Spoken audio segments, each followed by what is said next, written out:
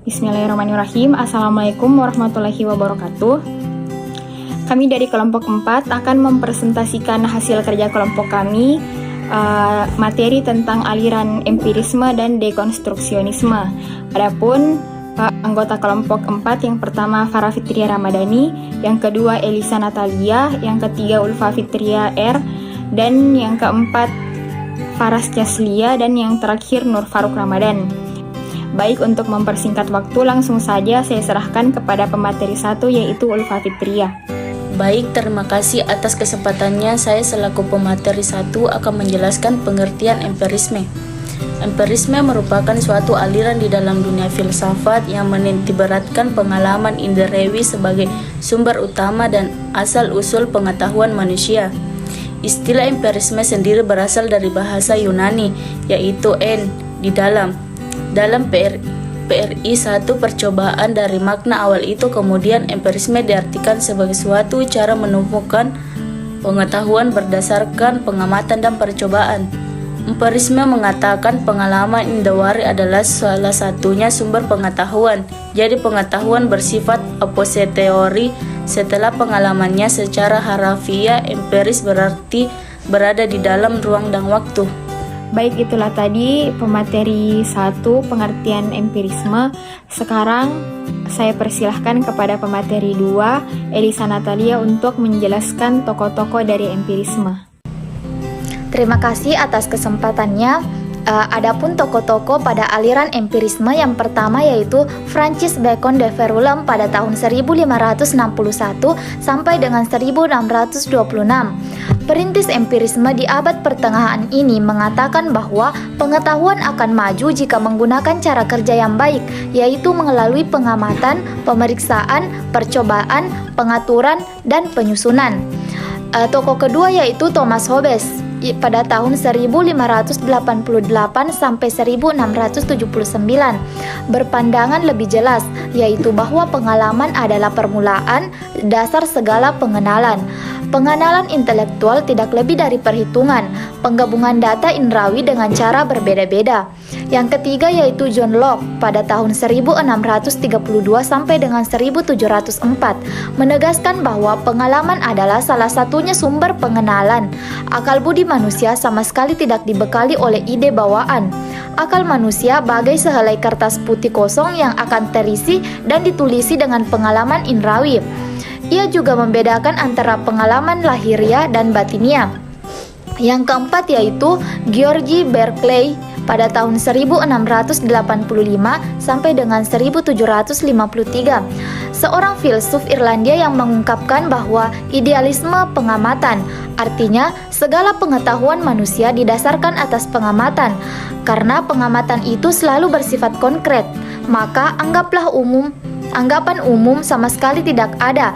Dunia luar tergantung sepenuhnya pada pengamatan subjek yang mengamati. Berkeley terkenal dengan ungkapannya "es percipi", sesuatu ada karena diamati. Yang kelima yaitu David Hume pada tahun 1711 sampai dengan 1776, pencetus empirisme radikal yang juga dianggap sebagai puncak empirisme. Hume sangat kritis terhadap masalah pengenalan dan pengetahuan manusia, sehingga ia sampai pada kesimpulan yang menolak substansi dan kausalitas setiap perubahan karena sesuatu. Baik, itulah tadi pemateri 2 tokoh-tokoh empirisme. Selanjutnya saya serahkan kepada pemateri 3 untuk menjelaskan karakter aliran empirisme. Terima kasih atas kesempatannya. Materi yang saya ambil yaitu karakter empirisme. Yang pertama, dunia merupakan suatu keseluruhan sebab akibat.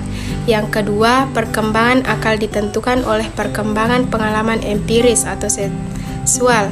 Yang ketiga, sumber pengetahuan adalah kebenaran yang nyata atau empiris. Yang keempat, pengetahuan datang dari pengalaman atau rasio pasif waktu pertama kali pengetahuan didapatkan. Yang kelima, akal tidak melahirkan pengetahuan dari dirinya sendiri. Yang keenam, mengajukan kritik kepada rasionalisme yang dianggap tidak membawa kemajuan apapun. Yang ketujuh, asas filsafatnya bersifat praktis atau bermanfaat. Yang kedelapan, awal digunakannya prosedur ilmiah dalam penemuan pengetahuan karena sesungguhnya hakikat ilmu pengetahuan itu adalah pengamatan, percobaan, penyusunan fakta, dan penarikan hukum-hukum umum. Yang kesembilan, metode yang dipakai adalah metode induktif. Baik, itulah tadi pemateri 3. Selanjutnya saya serahkan kepada pemateri 4 untuk menjelaskan derajat aliran empirisme. Terima kasih atas kesempatan yang diberikan. Di sini saya mengambil materi derajat empirisme. Empirisme baik yang berkaitan dengan pemaknaan maupun pengetahuan dapat dibedakan dalam beberapa tingkatan atau derajat. 1. Empirisme absolut, menganggap bahwa tidak ada a priori, baik konsep formal maupun kategorikal, juga dalam proposisi. A priori berasal dari bahasa Latin yang artinya adalah from the former, kebalikan dari posteriori, from the latter. Beberapa ilmuwan menyebutkan a priori ini tidak sebagai ide bawaan yang dimiliki oleh seseorang sebelum ia bersentuhan dengan dunia empiri. Konsep formal menunjukkan struktur dasar, logika, dan matematika dalam wacana ilmiah seperti tidak, dan, jika, atau, semua, beberapa, atau kesatuan. Sedangkan yang dimaksud dalam konsep kategorikal adalah pengelompokan ide atau gagasan, misalnya Tuhan, penyebab, pikiran, atau substansi. Sementara proposisi adalah pernyataan atau dalil tentang suatu hal. Kedua, empirisme substantif. Empirisme ini lebih derajat, mengakui bahwa di dalam konsep formal ada a priori. Tidak ada mengakui adanya a priori dalam konsep kategorikal dan proposisi. Ketiga, empirisme parsial, mengakui bahwa ada konsep lain selain konsep formal yang bersifat a priori, dan bahwa kadang-kadang ada proposisi informatif substansial tentang alam yang tidak empiris. Baik, itulah tadi materi aliran empirisme. Selanjutnya kita memasuki materi kedua, yaitu aliran dekonstruksionisme, yang dimana akan dijelaskan dengan saya sendiri. Yang pertama, pengertian dekonstruksionisme. Dekonstruksionisme adalah teori kritik sastra yang dimana mempertanyakan asumsi tradisional tentang kepastian, identitas, dan kebenaran. Kemudian ditegaskan bahwa kata-kata hanya dapat merujuk pada kata lain dan mencoba mendemonstrasikan bagaimana pernyataan tentang teks apapun menumbangkan maknanya sendiri. Selanjutnya, dekonstruksionisme menurut para ahli. Yang pertama menurut Kristeva, di mana ia mengatakan bahwa dekonstruksi merupakan gabungan antara hakikat destruktif dan konstruktif. Dekonstruksi adalah cara membaca teks sebagai strategi.